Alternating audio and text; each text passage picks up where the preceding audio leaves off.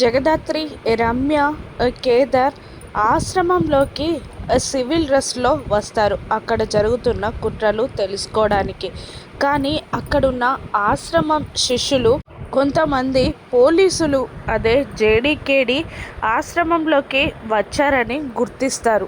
దాంతో ఒక రౌడీ యాదమ్మ దగ్గరికి వెళ్ళి మాతా జేడీకేడీ ఆశ్రమంలోకి వచ్చారని డౌట్గా ఉంది అని చెప్పగానే షాక్ అవుతుంది ఆవిడ. ఒక్కసారిగా పైకి లేచి నిలబడుతుంది. చుట్టూ ఉన్న ఆడవాళ్ళని గమనిస్తూ ఇలా అంటూ ఉంటుంది, నేను మీ మధ్యలో ఉన్న దైవదూతని. మీకు మానవ సేవ చెయ్యడానికి వచ్చాను.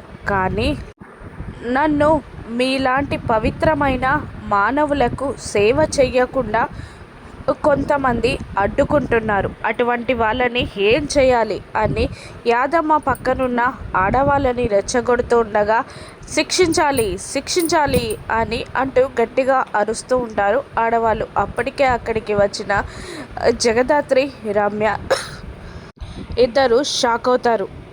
ఇంకా ఆవిడ ఆడవాళ్ళని రెచ్చగొడుతూ, అటువంటి వాళ్ళని మీరేం చేస్తారు?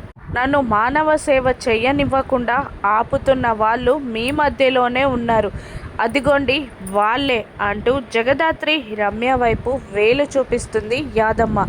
దాంతో వీళ్ళిద్దరూ టెన్షన్ పడుతూ ఉండగా యాదమ్మ ఇంకా ఆడవాళ్ళని రెచ్చగొడుతూ, ఇప్పుడు వాళ్ళని మీరేం చేస్తారు, ఎటువంటి శిక్ష వేస్తారు అని రెచ్చగొడుతూ ఉంటుంది. ఇప్పుడు జగదాత్రి, రమ్య ఎలా తప్పించుకుంటారు, అక్కడున్న ఆశ్రమం రహస్యాలని ఎలా బయటపెడతారో రానున్న ఎపిసోడ్స్లో చూద్దాం. Thank you for watching.